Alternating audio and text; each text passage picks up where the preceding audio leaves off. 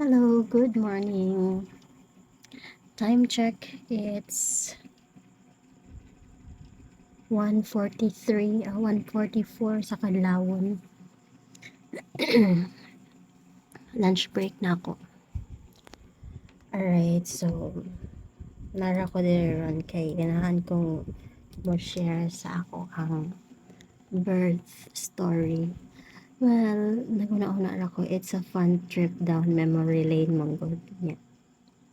Ano may nalaman atay lantaw-lantawon pohon, samtang fresh pa akong memory sa time nga ng anak ko.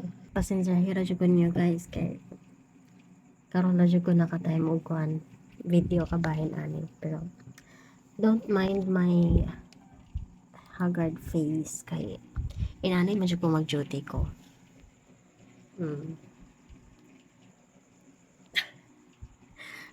Perks of working at home, magpajama rata kay daghang lamok. Sige, marang pasensya kung inani ako itsura ron kay katrabaho ko niya. Magpagwapa pa dahil kung gabi man akong duty. Alright, anyways, July 21, nag-start na ko og maternity leave. And ana manggod sila nga ang pinaka-accurate ko no nga estimated day ko no sa imong pagpanganak is ang results sa pinakauna nimo ultrasound, which is katong trans-V nga ultrasound. So didto ko ga-base niya. Dito sa akong trans-V ang estimated delivery date na ko kuno is July 25. So, ingon dito, July 25 kuno ko manganak. Ingon ako sa akong trabaho nga katapusan akong trabaho is July 21 kay Friday man na ni-start na kong maternity leave. 3 days before ko nanganak, mura ko anxious ka na bang anxious kayo ka ba kay murag excited guro ka kay excited ra guro ko kaayo nga manganak atong time murag ano mo murag ganahan ko nga mahuman na kanang ganahan ko makaraos na dayon so murag di mahimutang ya ganahan ko murag excited makakita sa bata mga nasa kong tiyan at the same time murag kanang anxious kay ko og okay ra ba siya sa sulod inana basig nakulangan og tubig unsa dinha dako ra ba siya kaayo inana basig manglisod kog panganak inana so moto na nga to mis akong bana dito sa bais gapa ultrasound ni ato nga time inom jud kog bugnaw tubig ra nga bugnaw nga nay ice mura ta kong giinom karon katong nakapa-ultrasound ako bali ning liho ka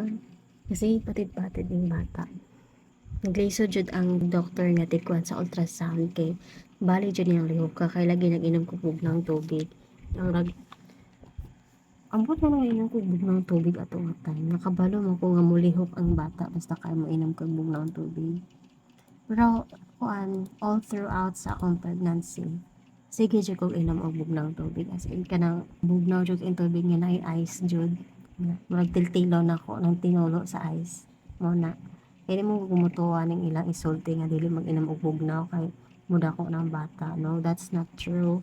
Mudako mo ng bata if mo kaon kasigi og tamis nga pagkaon. H2O ra man gud na. Dili man na maka-affect sa growth sa baby. So katong ako ang case mo kay sige mo ko inom og bugnaw tubig. Bali, ang tubig man gud wala man gud kuan. Wala may calories ng tubig, wala may additional H2O ra man gud na dili man na maka-affect sa growth sa baby. So, katong ako ang case mo kay sige mo ko inom og bugnaw tubig. Dako jud kay akong tiyan. Pero akong bata galataw sa tubig kay sige mo ko inom og bugnaw tubig. Amo to. Like ta, pagkahapon ato pagpauli na ako, nakasugod na ako og feel og mga Braxton Hicks contractions mga ganang signs nga hapit na ka manganak. Nana man ang kuan kanang hapit na ka manganak ay murag mo kalit og sakit imong tiyan pero joke ra da ito pero dili siya ingon nga kusog not like sa labor nga murag times 100 ang sakit pag abot sa balay murag sige na ko gipaminawan ingon ko murag layo pa ni dili pa ni mao pero akong bana sige pangutanan sa man pag sure di mo ato na ta ana 24 25 moras gyapon Braxton Hicks lang gyapon ana at is nako ba kay nakabalo ko nga galutaw din siya sa tubig eh. Pero yung magsiglang lang tao yung mga stillbirth ano nautdag tubig ng bata and anak wala ta kabalo na. So during sa akong pregnancy daghan jud kay kong mga research mas daghan kong nabalaan kabahin sa akong anatomy during pregnancy kabahin sa akong womb kabahin sa ako ang hormonal changes po ko para mo to pagka 25 Braxton Hicks lang gyapon pero kabalo kong dili pa tumao 26 mo to nag-anam nagkasakit maabot na siya mga 3 minutes ang sakit pero mawala og mga 30 minutes mawala og mga 1 hour ana sumurgay ko ay hindi pa ni layo pa. Pagka 27 sa buntag, dito na ka-feel na ko og mga contractions nga medyo sakit. Ang feeling mo is kanang mura ka kirigla nga magsakit imong puson kay girigla kay ana ang feeling. If babae ka naminaw ka na ako kabalo ka unsay feeling anang magsakit imong puson kung reglahon ka. Gamit mo kog app na murag mo track og contractions. Last siya og mga 3 minutes mawala og 1 minute mulas na po og 3 minutes or di ba usahay mulas siya mga 60 seconds na mag-uban nga kadyo tra yan ako cellphone nga and you're about to give birth and ana blah blah blah get ready your kuan pack your bags and it's time for you to take a shower nana mo to para na ako bro wala pa man so murag igo ra kong nang pack sa akong mga gamit although naman ako mga gipang pack daan pero murag gi-double check na ako ana baka murag ready na ko 27 sa buntag naninda pa ko sa tindahan ana nang laba pa ko nang halay pa ko ana nga time ato nga time murag sa hapon na murag kanang kusog-kusog na jud siya nga murag magsige ko karang if musakit gani akong tiyan mukalit ra kog yan na muna akong buhaton kaya mo ma-distract ko mura siya kanapang ma-relax ko kung iginhawa na ko ang kasakit pagkagabi ni-text na ko sa sentro kay sentro mapagapla ng mga anak confident ko pa first baby pa dyan sige pa dyan anak silang kuan mga silingan mo akong mga amiga nga anto daw ko gumagati mga anak kay first baby ko no nga ako kunong tiyan dako kuno kaayo mahandok sila nga basig masiyas kuno ko ba pero ako kabalo mo kung gamay akong baby kita may sa ultrasound so confident ko kay nga sa sentro lalagi ko mga anak niya na ito mga taga sentro nga okay ra ko kuno nga dito ko mga anak kay dito po ko kapag prenatal dito mo ko ga check up in anak kagabi ni-text na ko sa mga taga-sentro nga basig mo anak ko diha kay basig time na nako nga mga anak and anak so 8 PM fresh pa kay kong nawong bago kong ligo naligo siya ko daan guwapa pa ko lang tawon ready na sa papas pedicab dala na ko daan mga sanina kay mato na lagi mig sentro pag abot ng sentro ay ina ko alas 8 sarado pa ko na akong cervix Dili pa balik mis balay kay sarado pa palakat-lakat ra. Hindi sige hinto ko sa balay. Murag paminawanan ako kung galingon. Wa man ko ingon nga nagsigig suroy-suroy ato nga time hihigda ra man gud nako ang kasakit. Murag kanang nag-gather ko kusog ba ni pahuway usap ko. Siguro ko higda nga murag kaniinig mo kalit og contract akong tiyan mo kalit og sakit. Iginhawa ra siya na ako inanay iginhawa ra jud sige. Nay kasi balik-balik sa akong utok nga manifesting murag words nga pain is good pain helps baby and pain is good murag sige na dyan anak ko balik pain is good if naka-feel ko pain sa ato pa progress si baby na nagkaubos siya so sa ato pa maayo ni sige na dyan anak ko balik sa utok sige kung sure ka nga maayo ni pero sakit siya kastanang kanang murag kanang sakit sa puson ba o reglahon ka pero times 100 ay ito mga alas 8 mag times 20 pa ang kasakit times 20 pa pero pagka kalauna na times 100 na sakit na bitaw siya kay stanan nga kanang ay punto nga o kontra ka kuntian murag sige kog ingon nga nakagawas na sakit na ka sakit na kayo no, gawas na na. Kasi ginanas ako kawalingon ba, pero siguro ingon nga, good job nak, good job. Sige pa nak, hapit na kami gawas na. Padayon na nak. Antoso na na akong kasakit. Gawas, basta mo gawas ra jud ka. Sige, balik-balik. Sige na ako siya istoryahan sa sulod. Sige na ako siya sultihan sa sulod nga. Muna, sige na, good job. Pain is good, pain is good. Ana, kung sakit akong tiyan, kung nagkontra akong tiyan sa topak, gapaubos ka, ana, gapaubos ka, kana, maayo na, sige, ana.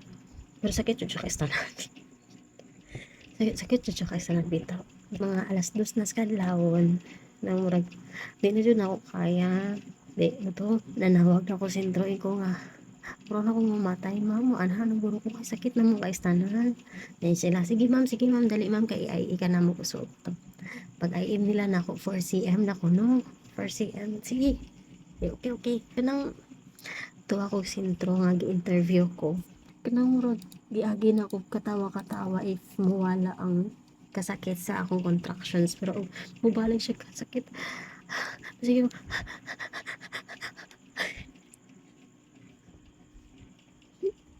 masaya ta ginawa na pero namang good times nga if mo contract siya kalit murag di nimo mapugnan imong lawas nga muutong jud ka ana bang murag bisag kung saon nimo ginhawa ba ang imong feeling murag lami jud kay kalibang lami kay iutong pero instead nga sa imuha kang lubot libang muutong ka nga mura kag nalibang sa imong bilat pero yeah tinuod mo na akong feeling yung gi-interview mo ko dito sa tubangan sa front desk o kanang pila ko edad unsay akong kung gipang take tambal daghan kay mga pangutanan aba ko PhilHealth na ba ko SSS sinana ready na tanan inana murag og nakatabang na ako tong interview baka murag mawala akong huna-huna sa kasakit bisag ka jud ragod or mawala ako ang huna-huna nga sakit di kay akong nibati pero every time jud nga mo contract ginhawa jud ko pas-pas muna to no humana sila interview na ako gipasulod na ako dito sa ward na bang feeling ba nga pagsulod na ako kita ko sa uban nga mga mama nga gagunit tayo og mga bata inaurod kanang nakaingon ko ba nga may pa sila ka na ilang anak sige ra ako na pud puhon makagunit ako sa ako ang bata ko pa sige ra gawas sa pud fresh pa ang feelings yun pa kanang giingon ka murag naglantaw kanila mga murag kanang paglantaw nimo sa ilahag ako musay sila silang baby kanang gapatutoy sila silang baby lami kay tulog silang baby niya gaan ako sa akong kaugalingon ako pud unya mga pila ka oras makagunit na pud ko sa akong baby inaana akong feeling mura bag tigaan ko og kusog ba nga kanang pagsulod na ako dito paglantaw na ako nila nga kagunitay sila silang babies or natagaan ko kusog ako na pod sunod tinanawa diba alright so mo to may nahigda ko dito sa kuan ward na mga 15 minutes na kung wag ito about 15 minutes so 10 minutes sa kami to kasi sige ko ginhawa sige ko utong mag kuan dahil nikalit og buto akong dugo siya dahil pero di ba siya sakit yung itong uban if mo unang buto ang dugo sakit ko no pero sa ako nga case wala man hindi man siya sakit ni buto ang dugo yan to ni subay ng dugo sa konti paglantahan ako ikaw muna ni ko nga diing na di nga dahili ng dugo mo to di pa sulod na ko sa delivery room pag abot na ako sa delivery room wala pa siya kumutong kaya kabalo lagi ko nga dili pa pwede muutong pero akong lawas if every time nga mo contract murag mutong rin siya iya naning kamot ra ko nga ginhawaran ako siya pagkadungog na ako sa kuan sa midwife nga ningon na sige ma'am utong na ma'am ko ay pwede na pila na day kasi siya basta utong ra na to ni utong po so ko siya ko pila na day kasi siya 8 cm naman ma'am go ay sige pwede na akong utong mo to akong gibuhat every time nga mo contract akong tiyan muutong ko pero pag utong na ko mo ihap ko 10 seconds dapat malapaw ko 10 seconds usa ko mo ginhawa pero dili ko muutong kung dili mo contract akong tiyan namang murag dili mo sakit. Muna na akong technique. So, if wala pa mo sakit akong tiyan, pahaway sa ako. Pero og mukalit nagsakit akong tiyan, wala na siyang mukalit og contract, di ako mukuhag kusog nga muutong. Yung anang delivery table, samtang gahigda ko, wala naman na siya tubo gud diri sa kilid sa kamot mo. Mama kang maghigda gud ana og lamesa nga nay mga kaptanan sa kilid. Na diha ko nang gunit. Pag utong na ako, diha ko kukuan hugot og kusog. Utong ko yung pagkaman. Maghihap kog 10 seconds sa akong ulo. Na utong jud nga push jud ko sa akong bilat. Dili pa jud ko brand out. Katulog pa jud ko brand out. Balong ano to. Ako kabalong ano ga brand out. Basta katulog to siya ng brand out. Pag utong na ako, nikalit og puswak ng tubig. Kaduha pa jud. Kaya di ba una dugo man tong nikuan ako ni buhagay. Katanto pa ko sa ward. So katong ka na ko sa delivery table. Pagputong na ako, nikalit og bilang kat. Nikalit og puswak ng tubig. Feel na ako nga na siya sa ako ang bilhan. Nagulat ko kanos ana po mo kontra ka kung tiyan. Hanggang naabot na sa doktora. Pila ra kung siya ka minutes nilingkod sa lingkuranan. Last na kong utong nipuswak na ko akong tubig at bali duha ka panagbigan ako ang nipuswak ato nga taon. After ato, nag-ihapog 10 seconds, manigusok akong tiyan. Na marag ni contract akong tiyan. Pagkawala sa sakit sa akong tiyan, dili ko kautong o dili mo contract akong tiyan. Murag gigamit man ko na ko ang contraction as a weapon para ma-push na ko ang baby. Pag wala sa contraction, nanang ulo sa bata. Pero wala pa nagawas. Ang sao man ako puputong nga wala man ikot ka kakuntihan nga. Sige mo sila imong, sige ba ma'am, utong pa. Yan. Akong tiyan, wala pa man mo contract niya. Murag, di ko ka-utong kung dili mo contract kakuntihan.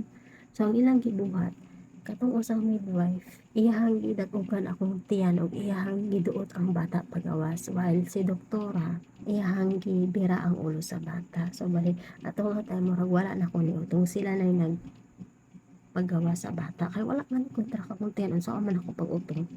Gawas ng bata. Gawas na si Inday. Pero feeling ba nga, paggawas niya, murag makadungog kas iyahang hilak. I thought nga murag makahilak po ko once makadungog ko sa iyang cry. Pero lahi ang ako nabati at nga time kay murag migawas na siya pero murag stranger pa siya para nako.